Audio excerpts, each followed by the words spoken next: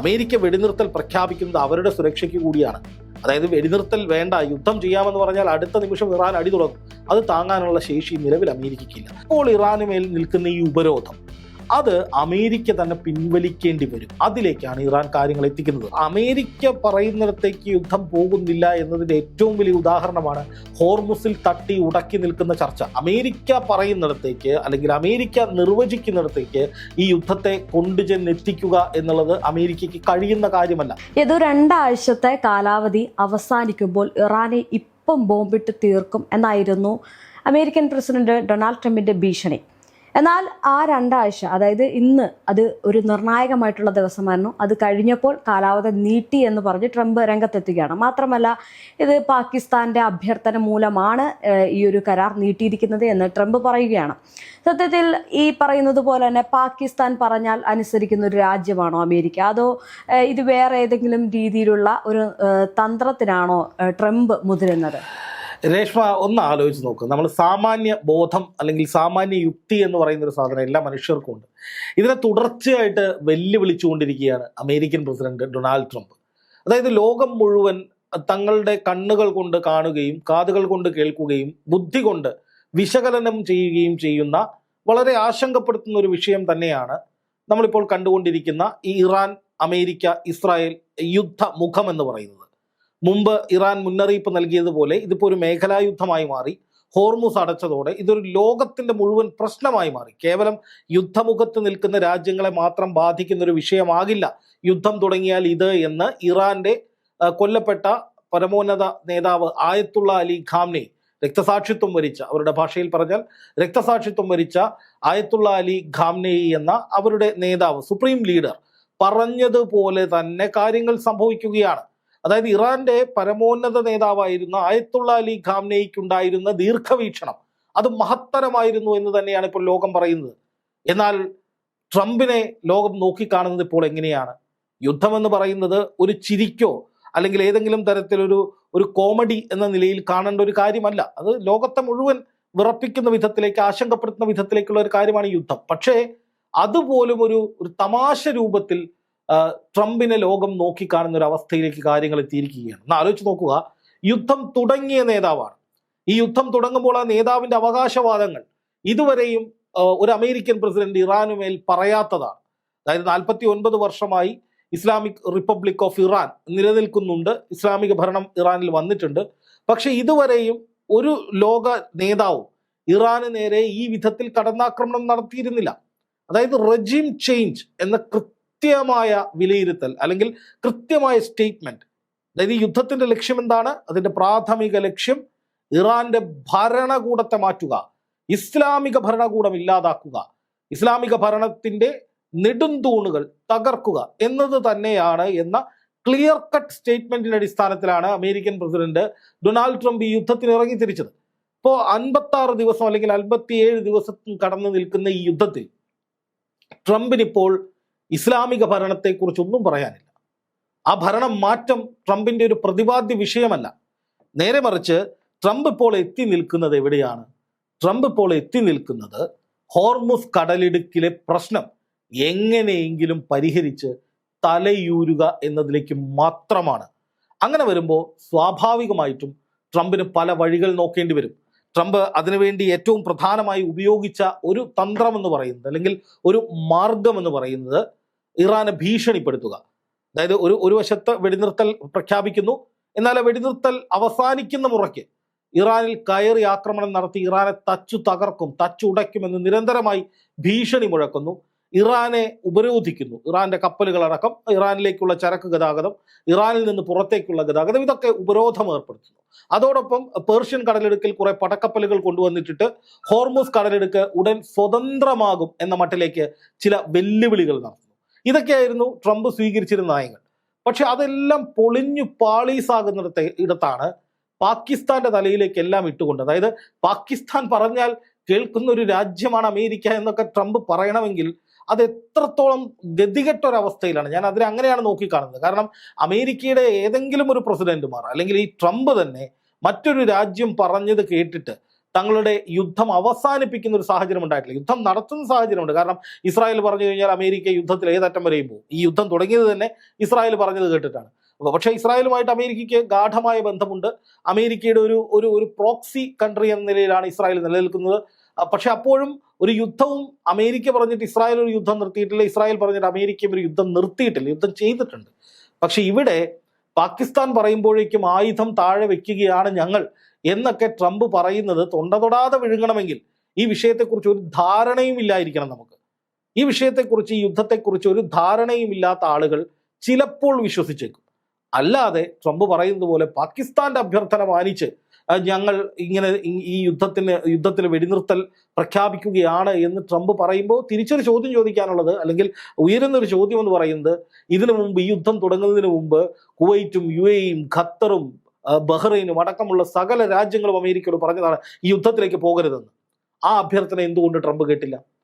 അങ്ങനെ പശ്ചിമേഷ്യയുടെ കാര്യങ്ങളിൽ അല്ലെങ്കിൽ ലോകത്തിന്റെ കാര്യങ്ങളിലൊക്കെ വലിയ കരുതലുള്ള വ്യക്തിയാണ് ട്രംപ് എങ്കിൽ ഇതിനു മുമ്പ് ഉയർന്ന അഭ്യർത്ഥനകൾ എന്തുകൊണ്ട് കേട്ടില്ല? പോട്ടെ, ഈ യുദ്ധം തുടങ്ങിയാൽ ഇത്രയും വലിയ ദുരന്തങ്ങൾ സംഭവിക്കും, ഹോർമുസ് കടലെടുക്ക് ഞങ്ങൾ അടയ്ക്കും, ഇതൊരു മേഖലാ യുദ്ധമാക്കി വളർത്തും എന്നൊക്കെ ഇറാൻ നിരന്തരമായി യുദ്ധം തുടങ്ങുന്നതിന് മുമ്പ് മുന്നറിയിപ്പ് കൊടുത്തതാണ്. അതൊന്നും ട്രംപ് ചെവിക്കൊണ്ടിരുന്നില്ല. അപ്പൊ അന്നൊന്നും മറ്റ് രാജ്യങ്ങൾ ഇതിനേക്കാൾ, പാകിസ്ഥാനേക്കാൾ ബന്ധമുള്ള അല്ലെങ്കിൽ നയതന്ത്രപരമായി കുറെ കൂടി തീവ്രമായ മുന്നറിയിപ്പുകളും ഉപദേശങ്ങളും ഒക്കെ കേട്ടിട്ട് അതൊന്നും ചെവിക്കൊള്ളാതെ യുദ്ധത്തിന് ഇറങ്ങി തിരിച്ച ട്രംപ് പൊടുന്നനെ പാകിസ്ഥാനെ ചാരി ഈ യുദ്ധത്തിൽ നിന്ന് പിന്മാറുകയാണെങ്കിൽ അതിനൊറ്റ അർത്ഥമേ ഉള്ളൂ, ഇറാനെ കണ്ട് ഭയന്ന് പേടിച്ചോടുന്ന ട്രംപ് എന്ന നിലയിലേക്ക് ചിത്രം മാറിയിരിക്കുന്നു, അല്ലെങ്കിൽ ആ ചിത്രം കുറെ കൂടി ശക്തമായിരിക്കുന്നു എന്ന് പറയാം. അപ്പൊ ഈ ഒരു കാര്യം തന്നെ വലിയ രീതിയിൽ തന്നെ ചർച്ചയായിരുന്നു. അതായത് ട്രംപ് ഇങ്ങനെ മാറിയത്. പക്ഷേ ഈ ട്രംപ് ഇങ്ങനെ പിന്തിരിഞ്ഞ് മാറി ഈ ഒരു കാലാവധി നീട്ടിയെങ്കിലും ഗൾഫ് മേഖലയ്ക്ക് ആശ്വാസമാണ്. ഇവിടെ മറു സൈഡിലാണെങ്കിൽ ഇറാനെ സംബന്ധിച്ചിടത്തോളം ഒരു കീഴടങ്ങൽ ഇല്ല എന്നത് തന്നെയാണ്. അങ്ങനെയാണെങ്കിൽ ഇറാന്റെ അടുത്ത നീക്കം എന്തായിരിക്കും? ഇപ്പൊ കീഴടങ്ങിയില്ല എങ്കിൽ ഈ ഒരു യുദ്ധം ഏതൊരു തലത്തിലേക്ക് പോകും? അല്ല, ഇപ്പൊ ഇറാനെ സംബന്ധിച്ച് ഈ യുദ്ധം നീട്ടിക്കൊണ്ടു പോവുക എന്നുള്ളതിനേക്കാൾ കൂടുതൽ തങ്ങളുടെ അധികാരങ്ങൾ, തങ്ങളുടെ വളർച്ചയ്ക്ക് ഉതകുന്ന വിധത്തിലുള്ള സംവിധാനങ്ങൾ സജ്ജമാക്കുക എന്നുള്ളതിലേക്ക് ഇറാൻ അവരുടെ യുദ്ധതന്ത്രം മാറ്റി കൃത്യമായി പ്ലേസ് ചെയ്തിട്ടുണ്ട്. അതായത് ഇറാൻ ഈ യുദ്ധം തുടങ്ങുന്ന സമയത്ത് ഇറാൻ പ്രതിരോധത്തിലായിരുന്നു. പ്രതിരോധത്തിൽ എന്ന് പറഞ്ഞാൽ ഇറാന് നേരെ നിരന്തരമായ ആക്രമണങ്ങൾ നടക്കുകയാണ്. അപ്പോൾ ആ ഘട്ടത്തിൽ ഇറാന്റെ പരമോന്നത നേതാവ് കൊല്ലപ്പെടുന്നു, തന്ത്രപ്രധാനമായ പദവികളിലുള്ള ആളുകൾ കൊല്ലപ്പെടുന്നു. മറ്റേതൊരു രാജ്യമാണെങ്കിലും അവിടെ ഭരണം നിന്നുപോയേനെ എന്ന് മാത്രമല്ല, അമേരിക്കയുടെ കാലിൽ വീണേനെ. ഇവിടെ ആത്മാഭിമാനവും പരമാധികാരവും പരമപ്രധാനമായി കാണുന്ന ഇറാന്റെ ഭരണകൂടവും അതുപോലെ തന്നെ പാശ്ചാത്യ ശക്തികൾക്ക് മുട്ടുകുത്തില്ല, അവരുടെ മുന്നിൽ മുട്ടുമടക്കേണ്ടതില്ല എന്ന് തീരുമാനിച്ച, രക്തസാക്ഷിത്വം വരിക്കാൻ തയ്യാറായി നിൽക്കുന്ന ലക്ഷക്കണക്കിന് ഇറാനിയൻ ജനതയുമാണ് ശരിക്കും പറഞ്ഞാൽ അമേരിക്കയ്ക്ക് ഇവിടെ വലിയ പ്രതിസന്ധിയായി മാറിയത്. അപ്പൊ അതുകൊണ്ട് തന്നെ അമേരിക്കയെ സംബന്ധിച്ച് ഇനി ഈ യുദ്ധത്തിന്റെ ഗതി നിർണ്ണയിക്കുക എന്ന് പറയുന്നത് നടപ്പുള്ള കാര്യമല്ല എന്ന് അമേരിക്കയ്ക്ക് മനസ്സിലായി. അതായത് അമേരിക്ക പറയുന്നിടത്തേക്ക് അല്ലെങ്കിൽ അമേരിക്ക നിർവചിക്കുന്നിടത്തേക്ക് ഈ യുദ്ധത്തെ കൊണ്ടുചെന്നെത്തിക്കുക എന്നുള്ളത് അമേരിക്കയ്ക്ക് കഴിയുന്ന കാര്യമല്ല.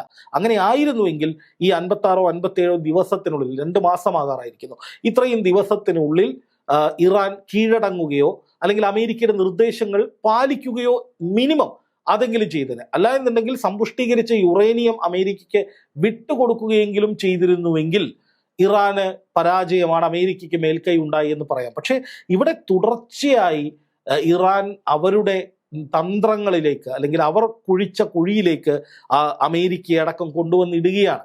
ഇപ്പോൾ അമേരിക്ക പറയുന്നിടത്തേക്ക് യുദ്ധം പോകുന്നില്ല എന്നതിൻ്റെ ഏറ്റവും വലിയ ഉദാഹരണമാണ് ഹോർമുസിൽ തട്ടി ഉടക്കി നിൽക്കുന്ന ചർച്ച.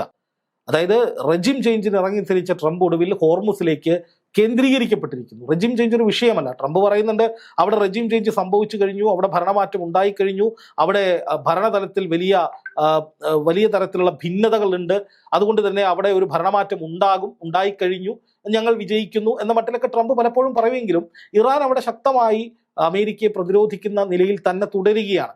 ഇസ്രായേലിനാണെങ്കിൽ അവർ വിചാരിച്ചതുപോലെ ഒരു യുദ്ധം നടത്താൻ, ഇറാന് നേരെ ഒരു യുദ്ധം നടത്താൻ കഴിയുന്നില്ല, അവരും ഗതികെട്ട അവസ്ഥയിലാണ്. അപ്പോൾ സ്വാഭാവികമായിട്ടും ഈ യുദ്ധത്തിന്റെ ഭാവി എന്താണെന്ന് ചോദിച്ചു കഴിഞ്ഞാൽ ഈ ഉപരോധം ഇപ്പോൾ അമേരിക്ക വെടിനിർത്തൽ തുടർച്ചയായി 2 ആഴ്ചത്തേക്ക് വെടിനിർത്തൽ നീട്ടിയതുപോലെ തന്നെ ഇറാന് മേലുള്ള ഉപരോധവും നീട്ടിയിട്ടുണ്ട്.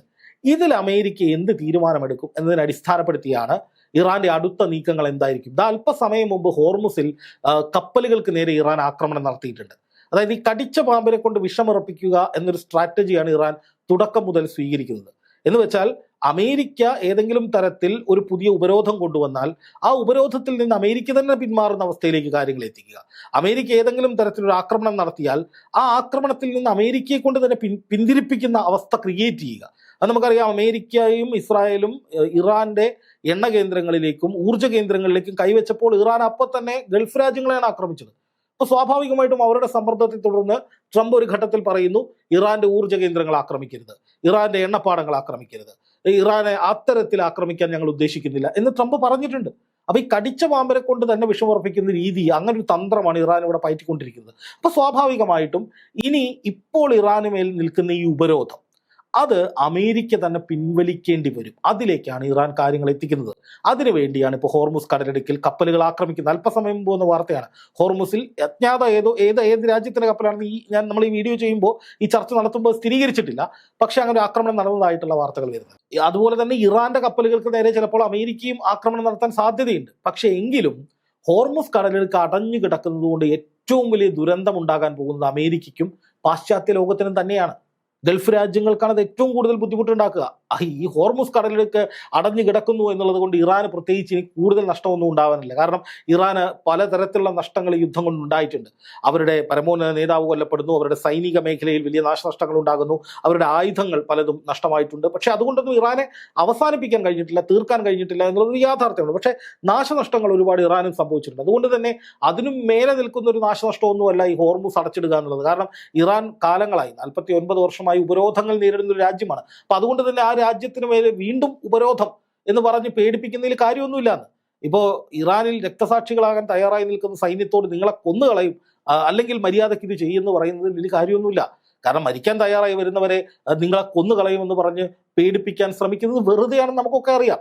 അത് തന്നെയാണ് ഇപ്പോൾ അമേരിക്കയ്ക്ക് സംഭവിച്ച പാളിച്ച. അമേരിക്കയും ഇസ്രായേലും കണക്കുകൂട്ടിയ ആ രീതിയിലുള്ള ഒരു കീഴ്പ്പെടൽ ഇറാന്റെ ഭാഗത്തു നിന്ന് ഉണ്ടാകാത്തതാണ് അവരെ സംബന്ധിച്ചുണ്ടായ ഏറ്റവും വലിയ തിരിച്ചടി. എന്തായാലും ഈ യുദ്ധത്തിന്റെ ഭാവി ഇനി നിശ്ചയിക്കുന്നത് ഇറാൻ തന്നെയാണ്. അമേരിക്ക ഇപ്പോൾ ഇറാൻ ഏർപ്പെടുത്തിയിരിക്കുന്ന ഉപരോധം, പുതുതായി കൊണ്ടുവന്നിരിക്കുന്ന ഉപരോധങ്ങൾ അമേരിക്ക പിൻവലിച്ചാൽ ഒരുപക്ഷെ ഇറാൻ അടുത്ത ഘട്ട ചർച്ചയിലേക്ക് തയ്യാറാകും. അല്ല എന്നുണ്ടെങ്കിൽ ഇറാൻ ചർച്ചയിലേക്ക് തയ്യാറാകാതെ ഹോർമുസ് കടലിടുക്കിൽ വീണ്ടും ഇത്തരത്തിലുള്ള പല പ്രശ്നങ്ങളും ഉണ്ടാക്കുകയും ഹോർമുസ് കടലിടുക്ക് അനന്തമായി അടച്ചിടുകയും ഹോർമുസ് കടലിടുക്ക് തുറക്കാത്ത പക്ഷം അത് ലോകത്തിന്റെ മുഴുവൻ പ്രശ്നമായി മാറുകയും ചെയ്യുന്ന ഇപ്പോഴത്തെ സമ്മർദ്ദ തന്ത്രം തന്നെ തുടരാനാണ് സാധ്യത എന്നാണ് ഞാൻ വിലയിരുത്തുന്നത്. നിലവിൽ ഹോർമുസ് വളരെ നിർണായകമായിക്കൊണ്ടിരിക്കുകയാണ്. ഇപ്പോൾ ഹോർമുസ് കടലിടുക്കിൽ ഇറാന്റെ ഭാഗത്തു നിന്ന് വെടിവെപ്പ് ഉണ്ടായെന്ന് പറഞ്ഞല്ലോ. അതുപോലെ തന്നെയാണ് മറ്റൊരു കാര്യം, അതായത് അവിടെ ഉപരോധം ഏർപ്പെടുത്തുമെന്ന് പറഞ്ഞ ട്രംപ് അവിടെ വലിയ രീതിയിലുള്ള ആക്രമണങ്ങളൊന്നും അഴിച്ചുവിടുന്നില്ല. കാരണം ഇറാന്റെ സൈന്യം അല്ലെങ്കിൽ ഇറാന്റെ ഈ പറയുന്നത് പോലെ മിസൈലുകളെല്ലാം സജ്ജമായിട്ടിരിക്കുകയാണ്. അവിടുത്തെ ജെറ്റുകളുണ്ട്, ഹൈ സ്പീഡിലുള്ള ആളില്ലാ ജെറ്റുകളൊക്കെ ഉണ്ട്. അപ്പോൾ ഇത്തരം കാരണങ്ങൾ കൊണ്ട് പേടിച്ചിട്ട് മാറുന്നൊരു രീതിയാണ് ട്രംപ് സ്വീകരിക്കുന്നത്. മാത്രമല്ല ഈ എബ്രഹാം ലിങ്കൺ എന്ന് പറയുന്ന കപ്പലുകളൊക്കെ പലതവണ നങ്കുരമിട്ട് കറങ്ങിയിട്ടും യാതൊരു തരത്തിലുള്ള രീതിയിലും പ്രയോജനപ്പെടുത്താൻ അമേരിക്ക ഇതുവരെ മുതിർന്നിട്ടില്ല. ഈ ഒരു സാഹചര്യത്തിൽ ഇറാൻ വീണ്ടും വെടിവെപ്പ് തുടങ്ങുമ്പോൾ നമുക്ക് ഈ വെടിനിർത്തൽ എന്ന് പറയുന്നത് ആശ്വാസമാണെങ്കിലും ഗൾഫ് മേഖലയ്ക്ക് ഈ ഉപരോധം വലിയ രീതിയിലുള്ള ഒരു പ്രശ്നമായിട്ട് മാറത്തില്ലേ? അത് വീണ്ടും വലിയൊരു സാമ്പത്തിക പ്രതിസന്ധിയിലേക്ക് കൊണ്ടുപോകും. ഇപ്പൊ നടക്കുന്ന ഒരു പ്രശ്നം എന്ന് പറഞ്ഞാൽ ഈ ഹോർമുസ് കടലിടുക്ക് ഇനിയും അടഞ്ഞു കിടന്നാൽ അന്താരാഷ്ട്ര തലത്തിൽ വലിയ പ്രതിസന്ധി ഉണ്ടാകും. അതിനൊക്കെ ഉത്തരവാദിത്വം അമേരിക്ക പറയേണ്ടി വരും. പ്രത്യേകിച്ച് ഗൾഫ് രാജ്യങ്ങൾ വലിയ സാമ്പത്തിക മാന്ദ്യത്തിലേക്ക് അടക്കം പോകുന്ന സാഹചര്യം ഉണ്ടാവും. അതിലേക്ക് കാര്യങ്ങളെ എത്തിക്കുക എന്നുള്ളത് തന്നെയാണ് ഇറാന്റെ തന്ത്രം. അങ്ങനെ ലോകത്തിന്റെ മുഴുവൻ സമ്മർദ്ദങ്ങൾക്ക് വഴിപ്പെട്ട് അമേരിക്ക യുദ്ധത്തിൽ നിന്ന് പരിപൂർണമായി പിന്മാറണം. അതാണ് ഇറാന്റെ സ്ട്രാറ്റജി. കടിച്ച പാമ്പിനെ കൊണ്ട് ഇറക്കിക്കുക എന്ന് പറയുന്ന ആ മെത്തേഡാണ് ഇറാൻ സ്വീകരിക്കുന്ന, ഒരു സംശയവും വേണ്ട. പക്ഷെ ഇപ്പം സംഭവിച്ചുകൊണ്ടിരിക്കുന്ന മറ്റൊരു കാര്യം, അമേരിക്കയ്ക്ക് മുന്നോട്ട് പോകാൻ കഴിയുന്നില്ല. അമേരിക്കയുടെ വ്യോമ പ്രതിരോധ സംവിധാനങ്ങളിൽ വലിയ ഇടിവ് രേഖപ്പെടുത്തുന്നു. അമേരിക്കയുടെ ആയുധങ്ങൾ കുറയുന്നു. അവർക്കത് റീഫിൽ ചെയ്യാൻ സമയം വേണ്ടി വരുന്നു. അതുപോലെ തന്നെ ഇപ്പോൾ ഏറ്റവും ഒടുവിൽ പുറത്തു വന്ന വിവരം എന്ന് പറയുന്നത് പേർഷ്യൻ കടലിടുക്കിന് സമീപത്തുണ്ടായിരുന്ന അമേരിക്കയുടെ യുദ്ധക്കപ്പലുകളടക്കം 13ഓളം യുദ്ധക്കപ്പലുകൾ, ചെറുതും വലുതുമായ 13ലധികം യുദ്ധക്കപ്പലുകൾ അമേരിക്ക സജ്ജമാക്കിയിരുന്നു എന്നാണ് മുമ്പ് വന്ന വിവരം. ഈ കപ്പലുകളൊക്കെ വളരെ ദൂരത്തേക്ക് മാറിയിരിക്കുന്നു. അതായത് ഹോർമുസ് കടലിടുക്ക്, പേർഷ്യൻ ഗൾഫ് മേഖലയിൽ ഉണ്ടായിരുന്ന അമേരിക്കൻ കപ്പലുകളൊക്കെ കൂട്ടത്തോടെ പിന്തിരിഞ്ഞു പോയിരിക്കുന്നു എന്നൊരു റിപ്പോർട്ടും ഇപ്പൊ അന്താരാഷ്ട്ര മാധ്യമങ്ങൾ പുറത്തുവിടുന്നുണ്ട്. അതിന്റെ കാരണം ഇറാൻ ഏത് നിമിഷവും ശക്തമായി ആക്രമിക്കും എന്നുള്ള ഭീതി അമേരിക്കയ്ക്ക് ഉണ്ടായിട്ടുണ്ട്. അമേരിക്ക വെടിനിർത്തൽ പ്രഖ്യാപിക്കുന്നത് അവരുടെ സുരക്ഷയ്ക്ക് കൂടിയാണ്. അതായത് വെടിനിർത്തൽ വേണ്ട, യുദ്ധം ചെയ്യാമെന്ന് പറഞ്ഞാൽ അടുത്ത നിമിഷം ഇറാൻ അടി തുടങ്ങും. അത് താങ്ങാനുള്ള ശേഷി നിലവിൽ അമേരിക്കയ്ക്കില്ല. അതുകൊണ്ടാണ് പാകിസ്ഥാൻ പറഞ്ഞതുകൊണ്ട് വിശാല ഹൃദയനായ ആശാൻ ക്ഷമിച്ചിരിക്കുന്നു എന്നൊരു ഒരു ഒരു സിറ്റുവേഷൻ ക്രിയേറ്റ് ചെയ്തിട്ട് അമേരിക്ക ഈ വിധത്തിൽ പിന്മാറുന്നത്. അമേരിക്ക ഒരു വശത്ത് ഞങ്ങൾ വെടിനിർത്തൽ നടപ്പാക്കുന്നു എന്ന് പറയുമ്പോഴും ഇറാൻ അമേരിക്കയ്ക്ക് നേരെ ആക്രമിക്കുന്നില്ലെങ്കിലും ഹോർമുസിൽ വലിയ സ്ഫോടനങ്ങൾ നടത്തിക്കൊണ്ടിരിക്കുകയാണ്. അപ്പോൾ സ്വാഭാവികമായിട്ടും അങ്ങനെ എണ്ണക്കപ്പലുകൾ കെട്ടിക്കിടക്കുന്ന സാഹചര്യം ഉണ്ടായാൽ ലോകം വലിയ പ്രതിസന്ധിയിലേക്ക് പോകും. രേഷ്മ പറഞ്ഞതുപോലെ വലിയ പ്രശ്നത്തിലേക്ക് പോകും. അത് അന്താരാഷ്ട്ര തലത്തിൽ ഇന്ധന വിലയും ക്ഷാമവും നമ്മൾ മുമ്പ് ചർച്ച ചെയ്തിട്ടുള്ള സകല പ്രശ്നങ്ങളും ഉണ്ടാവും. പട്ടിണി അടക്കമുള്ള പല വിഷയങ്ങൾ പല രാജ്യങ്ങളെയും ഇത് പല രീതിയിലാണ് ബാധിക്കുക. ഇപ്പൊ ഗൾഫ് മേഖലയിൽ തൊഴിലില്ലായ്മ ഉണ്ടാകാനുള്ള സാധ്യതയുണ്ട്. കാരണം എണ്ണ കയറ്റി അയച്ചില്ലെങ്കിൽ അവർക്ക് വരുമാനം ഉണ്ടാകില്ല. അപ്പൊ സ്വാഭാവികമായിട്ടും ആ രാജ്യങ്ങളുടെ സാമ്പത്തിക സ്ഥിതി ദുർബലമാകും, തൊഴിലില്ലായ്മ വരും. നമ്മുടെ പ്രവാസി സുഹൃത്തുക്കളടക്കം വലിയ ദുരന്ത സമാനമായ അവസ്ഥയിലേക്ക് പോകും. അപ്പൊ ഇതൊക്കെ തുടങ്ങി വെച്ചത് ആരാണ് എന്നുള്ളത് എപ്പോഴും നമ്മൾ ഓർക്കേണ്ടതുണ്ട്. ഇസ്രായേലിന്റെ വാക്ക് കേട്ട് അമേരിക്ക ഇറങ്ങി തിരിച്ച് ഇരു കൂട്ടരും കൂടി ലോകത്തെ വലിയ പ്രതിസന്ധിയിലേക്ക് തള്ളിവിടുകയാണ് എന്ന് തന്നെയാണ് ലോകം മനസ്സിലാക്കുന്നത്. അപ്പൊ സ്വാഭാവികമായിട്ടും ലോകരാജ്യങ്ങൾ അമേരിക്കയും ഇസ്രായേലും ഇതിന് മറുപടി പറയണമെന്ന തരത്തിലേക്ക് സമ്മർദ്ദം ശക്തമാക്കും. അതിനെ അതിജീവിച്ചുകൊണ്ട് വീണ്ടും യുദ്ധം എന്ന് പറഞ്ഞ് മുന്നോട്ട് പോകാൻ ട്രംപിന് കഴിയില്ല. ട്രംപിന് ഇപ്പൊ കാര്യങ്ങൾ ഏറെക്കുറെ മനസ്സിലായിട്ടുണ്ട്, ബോധം വന്നിട്ടുണ്ട്. പക്ഷേ അതിൽ നിന്ന് തലയൂരാൻ ട്രംപിന് കഴിയുന്നില്ല.